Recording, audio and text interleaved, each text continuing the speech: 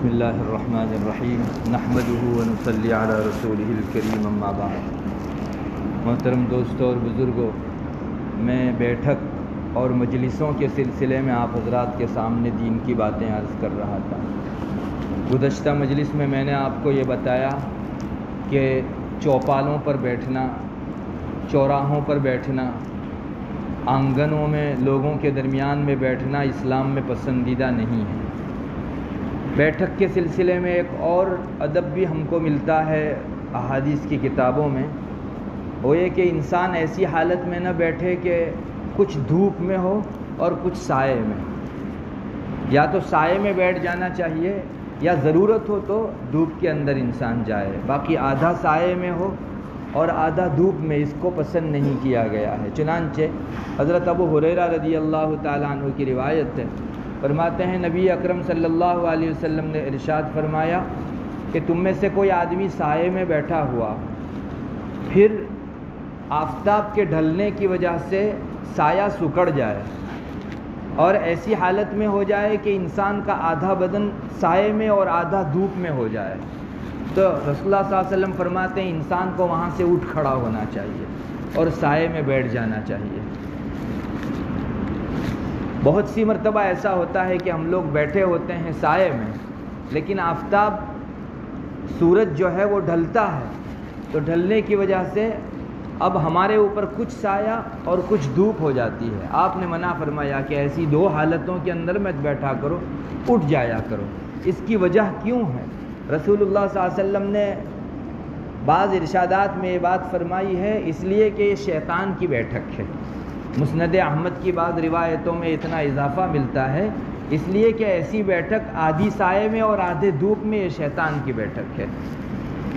علماء نے فرمایا کہ شیطان کی بیٹھک کا ایک مطلب تو یہ ہے کہ واقعی وہاں شیطان رہتے ہیں، ہماری نگاہیں نہیں دیکھ سکتی، رسول کی نگاہ اس کو دیکھ لیتی ہے۔ جیسے آپ صلی اللہ علیہ وسلم نے بیت الخلاء کے بارے میں فرمایا کہ وہ شیطان کے حاضر ہونے کی جگہ ہیں، اسی لیے جب بھی قضاء حاجت کے لیے جاؤ تو دعا پڑھ کے جایا کرو، اللہم انی اعوذ بک من الخبث والخبائث، اے اللہ یہ خبیث شیطان مرد ہو یا عورت، ان سے میں آپ کی پناہ میں آتا ہوں۔ آپ صلی اللہ علیہ وسلم جانتے تھے، آپ دیکھتے تھے کہ اس جگہ شیطانوں کا باس ہے، شیطانوں کی رہائش ہے۔ اب ایسی جگہ کوئی آدمی جاوے جہاں بروں کا باس ہو، بروں کی رہائش ہو، تو انسان متاثر ہو کر آتا ہے۔ اسی لیے آپ صلی اللہ علیہ وسلم نے دعا پڑھنے کو کہا۔ اور بعض روایتوں میں یہ بھی ملتا ہے کہ جب انسان قضاء حاجت کے لیے جاتا ہے تو شیطان اس کی شرمگاہ کے اوپر اپنی نگاہ ڈالتا ہے یا اس سے کھیلتا ہے۔ بعض روایتوں میں ہے، آپ صلی اللہ علیہ وسلم نے فرمایا جو آدمی بسم اللہ پڑھ کے قضاء حاجت کے لیے جاوے تو شیطان کا اثر اس پر نہیں ہو سکتا، اور اس کے اور شیطان کے درمیان میں اللہ تعالیٰ ایک حجاب اور پردہ ڈال دیتے ہیں۔ تو جیسے قضاء حاجت کے لیے انسان بیت الخلاء جائے، وہاں شیطانوں کی رہائش ہے، شیطانوں کا مستقل وہاں رہنا سہنا ہوتا ہے، یہ آپ صلی اللہ علیہ وسلم نے فرمایا، ہم لوگ نہیں جان سکنے والے تھے۔ ویسے ہی آپ نے فرمایا کہ آدھا دھوپ میں ہو اور آدھا سائے میں ہو، ایسا بیٹھنے والا آدمی شیطان کی مجلس میں بیٹھا ہوا ہے۔ تو علماء فرماتے ہیں بہت ممکن ہے کہ واقعی وہاں شیطان کی مجلس ہو۔ اور بعض علماء نے فرمایا کہ آپ صلی اللہ علیہ وسلم نے ایسا اس لیے فرمایا کہ اس وقت شیطان انسان پر اثر بہت ڈال سکتا ہے، چنانچہ کسی بیماری میں مبتلا کرنے پر یوں شیطان قادر نہیں ہے، مگر آدھا دھوپ میں ہو اور آدھا سائے میں ہو تو اللہ تعالیٰ اس کو قدرت دے دیتے ہیں کہ وہ کچھ ایسی حرکت کرتا ہے جس سے انسان کو کوئی بیماری ہو جائے۔ تو اپنے آپ کو بیماری میں ڈالنے، پریشانی میں ڈالنے سے انسان کو بچانا چاہیے۔ اس لیے رسول اللہ صلی اللہ علیہ وسلم فرماتے ہیں کہ ایسی بیٹھک مت بیٹھو کہ آدھا دھوپ میں ہو اور آدھا سائے میں۔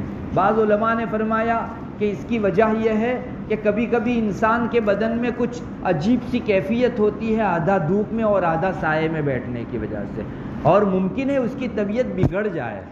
اب انسان اگر اس طرح سے بیٹھے گا اور طبیعت بگڑے گی تو سیدھا اس کے ذہن میں یہی آئے گا کہ سائے اور دھوپ کی وجہ سے میری طبیعت بگڑی ہے، حالانکہ انسان کی طبیعت کے بگڑنے اور سدھرنے میں مؤثر ذات اللہ تعالیٰ کی ہے۔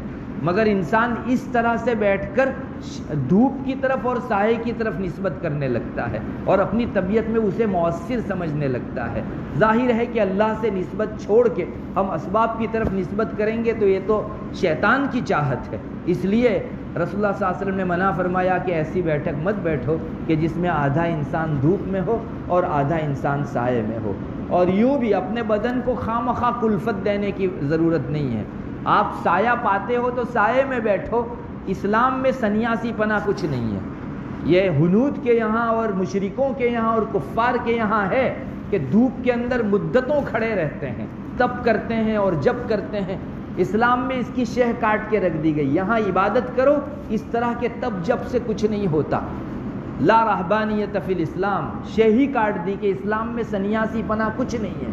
ہمارے یہاں اللہ کو راضی کرنا ہو عبادت کرو، دھوپ میں کھڑے ہو کر اور ایک پاؤں کھڑا ہو کر ایک رکھ کے ایک مدت تک کھڑے رہنے سے کچھ نہیں ہوتا۔ یہاں عبادت اللہ نے مشروع کی ہے، اس سے انسان اللہ تعالیٰ سے نزدیک جاتا ہے۔ اس لیے جو ہے دھوپ میں اور پریشانی کی چیزوں میں انسان کو اپنے بدن میں نہیں ڈالنا چاہیے۔ رسول اللہ صلی اللہ علیہ وسلم جیسے دین کے بارے میں انسان کو نقصان سے بچاتے تھے، ویسے اپنے امتیوں کی ظاہری اور بدنی تکلیف بھی انہیں بہت معلوم ہوتی تھی۔ اس لیے ہمیشہ اس کا خیال رکھتے تھے کہ میرے امتیوں کو ایسی تعلیم دی جائے کہ جس میں وہ خواہ کلفت میں نہ پڑے۔ ایک صحابی ہیں، ان کا نام ہے ابو حازم احمسی، کوفی ہیں یہ۔ وہ کہتے ہیں ایک مرتبہ رسول اللہ صلی اللہ علیہ وسلم خطبہ دے رہے تھے تو میں وہاں سے آیا اور دھوپ میں کھڑا ہو گیا، تو رسول اللہ صلی اللہ علیہ وسلم نے خطبے کے درمیان میں مجھ کو اشارہ فرمایا کہ تم جو ہے دھوپ میں سے ہٹ جاؤ اور سائے میں بیٹھو۔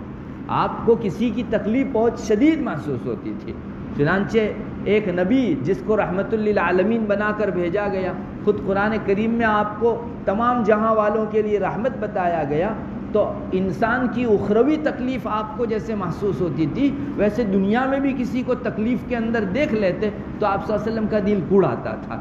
کیسے دیکھیے اس صحابی نے اپنے آپ کو دھوپ میں کھڑا کیا، آپ صلی اللہ علیہ وسلم نے خطبے کے درمیان میں ان کو اشارہ فرمایا کہ تم سائے میں بیٹھ جاؤ، دھوپ میں کیوں کھڑے ہو۔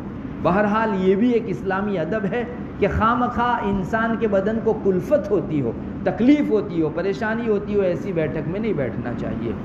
بیٹھک کے تعلق سے ایک چیز یہ بھی ہمارے علماء نے، محدثین نے اپنی کتابوں میں لکھی ہے کہ انسان کو اپنا فرینڈ سرکل جس کے اندر وہ بیٹھتا ہے، اپنا حلقہ دوستوں کا کیسا اپنانا چاہیے، کیسے دوست ہونے چاہیے۔ آپ صلی اللہ علیہ وسلم نے اس سلسلے میں بھی مستقل تعلیمات دی ہیں۔ ایک بہت طویل حدیث ہے، حضرت ابو ہریرہ رضی اللہ تعالیٰ عنہ راوی ہیں، رسول اللہ صلی اللہ علیہ وسلم فرماتے ہیں کہ جو مسلمان قرآن پڑھتا ہے اس کی مثال نارنگی جیسی ہے۔ نارنگی کے اندر خوشبو بھی ہوتی ہے اور اس کا اپنا ٹیسٹ اور مزہ بھی ہوتا ہے۔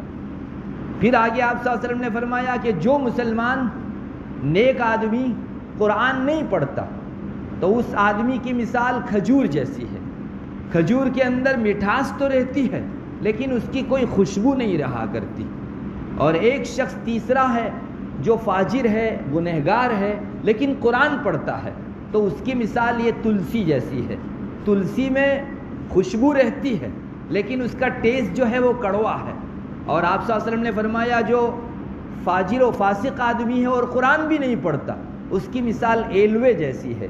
ایلوا بہت کڑوا ہوا کرتا ہے اور اس کی کوئی خوشبو اور بو بھی نہیں ہوا کرتی۔ تو آپ صلی اللہ علیہ وسلم نے یہ 4 مثالیں دی۔ پھر آخر میں آپ نے ارشاد فرمایا کہ اچھا ساتھی جس کے ساتھ آپ بیٹھ رہے ہو، اپنا اچھا ہمنشی، اس کی مثال ایسی ہے جیسے کسی انسان کے پاس مشک ہو، کستوری ہو۔ اس لیے کہ اگر وہ تم کو بازو میں بیٹھنے کی بنیاد پر کستوری نہیں بھی دے گا تو کم سے کم اس کے پاس موجود کستوری اور مشک سے آپ خوشبو تو ضرور پاؤ گے۔ اور برے ساتھی اور برے ہمنشین کی مثال ایسی ہے جیسے بھٹی۔ ایک انسان بھٹی کے پاس جاتا ہے جس میں آگ سلگتی رہتی ہے اور کوئلے سلگتے رہتے ہیں، تو آپ صلی اللہ علیہ وسلم نے فرمایا کہ اگر وہاں سے اس کو آگ نے جلایا نہیں تو کم سے کم دھواں تو وہ ضرور پاوے گا۔ اس آخری ٹکڑے میں آپ نے کیسا ساتھی اپنانا چاہیے، کیسی مجلسوں میں کیسے دوستوں کے بیچ بیٹھنا چاہیے، اس طرف اشارہ فرما دیا۔ اور آپ صلی اللہ علیہ وسلم مثال دینے میں اللہ تعالیٰ نے ان کو ایک مقام دیا تھا۔ آپ صلی اللہ علیہ وسلم کو مثالوں سے ایسے حقائق سمجھا دیتے تھے کہ ہمارا حصہ اس میں نہیں ہے، ایک نبی ہی کا حصہ ہو سکتا ہے کہ اتنی آسانی سے وہ اس قدر گہرے مضمون کو سمجھا سکے۔ اور یہ مثال تو ہم نے بہت سنی ہے کہ کسی اچھے دوست کے ساتھ بیٹھنا خوشبو والے کے پاس بیٹھنے کے درجے میں ہے، اس لیے کہ وہ آپ کو اگر خوشبو نہیں بھی دے گا تو اس کے پاس موجود خوشبو سے آپ کم سے کم جو ہے اچھا حصہ تو پائیں گے۔ اور اگر بھٹی کے پاس انسان بیٹھے گا تو اس کو اگر آگ نہیں لگی تو کم سے کم دھواں تو اس کے بدن کو، کپڑے کو خراب ضرور کرے گا۔ تو اچھا ساتھی انسان کو اپنانا چاہیے۔ یہ ایک نہیں کئی ایک ارشادات میں آپ صلی اللہ علیہ وسلم کی تعلیم ملتی ہے۔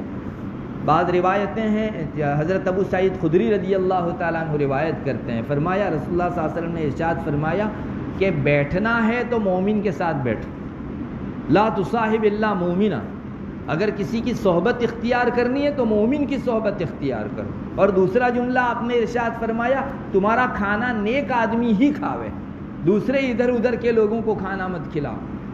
یہ دو ٹکڑے آپ صلی اللہ علیہ وسلم نے ارشاد فرمائے۔ جہاں تک دوسرے ٹکڑے کا تعلق ہے تو اس میں یہ بتانا چاہتے ہیں کہ ایک اچھا نیک انسان اگر آپ کا کھانا کھائے گا تو اس کی انرجی، طاقت جو پیدا ہوگی اس سے عبادت میں وہ اس کو لگائے گا۔ اور اگر ایک گنہگار ہے اور زمانے کا فاسق و فاجر اور اوباش آدمی ہے تو وہ آپ کے کھانے سے جو انرجی اور اسپرٹ اور طاقت حاصل ہوئی اس کو گناہ میں لگائے گا۔ تو آپ گناہ میں تعاون کیوں کرتے ہو؟ کسی انسان کو نیکی کے اندر تعاون کرو۔ مگر علماء نے فرمایا ہے کہ یہ ایسے موقع پر جو عام اور جنرل اور نارمل موقع ہو، ورنہ کوئی مستر آدمی ہو جس کو کھانا پینا نہ ملا ہو، بہت زیادہ بھوکا ہو، تو کوئی بھی ہو اس کو کھانا کھلا دو۔ ایسا موقع ایک الگ ہے، اس میں آپ یہ نہیں دیکھیں گے کہ مومن ہے یا کافر۔ بھوکے آدمی کو کھانا کھلانا یہ ایک الگ بات ہے۔ چنانچہ کہ ایک قصہ لکھا ہے کتابوں کے اندر کہ ایک مرتبہ کسی نبی نے سب کو دعوت دی، ایک نصرانی بھی آیا، اس نبی نے جو ہے سب کو کھلایا، اس نصرانی کو نہیں کھلایا۔ علماء فرماتے ہیں کہ یہ نبی اور کوئی نہیں، چونکہ حضرت عیسیٰ علیہ نبی نے علیہ السلام کے بعد آپ ہی آئے ہیں، رسول اللہ صلی اللہ علیہ وسلم ہی ہیں، تو آپ ہی کا یہ واقعہ ہے، مگر آپ نے اپنا نام نہیں لیا۔ ایک نبی نے ایک مرتبہ دعوت کی، سب کو کھانا کھلایا، ایک نصرانی آیا تھا اس کو کھانا نہیں کھلایا۔ اللہ تعالیٰ کی طرف سے وحی آئی کہ اے نبی، یہ نصرانی ایک مدت سے میرا کفر کرتا ہے لیکن میں روزانہ اس کو کھانا کھلاتا ہوں، آج تمہارے در پر وہ آیا، ایک دن تم کھانا نہیں کھلا سکے اس کو۔ چنانچہ اس رسول نے، نبی نے جو ہے اس نصرانی کو بلایا اور اپنے پاس کھانا کھلایا۔ نصرانی کو بہت تعجب ہوا کہ پہلے تو آپ نے بڑی بے عزتی سے جو ہے مجھ کو دور کیا تھا اور اب جو ہے مجھ کو کھانا کھلایا جا رہا ہے، اس کی وجہ کیا؟ تو اس نبی نے بتایا کہ اللہ کی طرف سے وحی آئی ہے کہ میں تمہیں بلاؤں اور کھانا کھلاؤں۔ وہ نصرانی فوراً مسلمان ہو گیا اور اسلام کے اندر جو ہے داخل ہو گیا۔ تو اضطرار کی حالت الگ ہے، اگر کوئی بھوکا ہے واقعی، کوئی بھی ہو آپ کھانا کھلا دو، مگر عام حالات کے اندر انسان کو چاہیے کہ اپنا کھانا ٹھکانے لگے، اچھی جگہوں کے اوپر ہو، اس کا اہتمام کرے۔ اور اس کا پہلا ٹکڑا یہ ہے، بیٹھنا ہے تو مومنوں کے ساتھ بیٹھو، مصاحبت اختیار کرنی ہے، اٹھنا بیٹھنا رہن سہن رکھنا ہے تو مومنوں کے ساتھ رکھو۔ اس کی وجہ بھی واضح ہے، اس لیے کہ یہ دنیاوی بیماریوں کے وائرس ایک سے دوسرے کو لگتے ہیں یا نہیں لگتے یہ ایک الگ موضوع ہے، لیکن کفر و شرک، فسق و فجور ایک انسان سے دوسرے انسان کی طرف ضرور جاتا ہے، اس کے وائرس اڑ کے دوسرے کو خراب ضرور کرتے ہیں، وہ روایتوں کے اندر چیز آ چکی ہے۔ اب کسی کافر کے ساتھ، غیر مومن کے ساتھ انسان بیٹھے گا اور اللہ نہ کرے اس کے کفر کے وائرس اس میں آ گئے تو اس آدمی کے ایمان کے لالے پڑ سکتے ہیں۔ اس لیے آپ نے فرمایا کہ جب بھی ضرورت ہو، بیٹھنا ہو، مومنوں کے ساتھ بیٹھنا چاہیے۔ یہ رسول اللہ صلی اللہ علیہ وسلم کی حدیث آج کے اس دور کے اندر بہت بڑا مینار نور ہے، جبکہ اب بہت سے مسلمانوں کا ذوق یہ ہو گیا ہے کہ ایک مسلمان غریب ہے، اس کے ساتھ اس کو بیٹھنے میں وہ مزہ نہیں آتا، ایک شوٹ بوٹ اور ٹائی والے کافر کے ساتھ بیٹھنے میں وہ اپنا اعزاز سمجھتا ہے، بلکہ بسا اوقات ایسے مومن کو جو ہے مجلس میں سے نکال باہر کر دیا جاتا ہے۔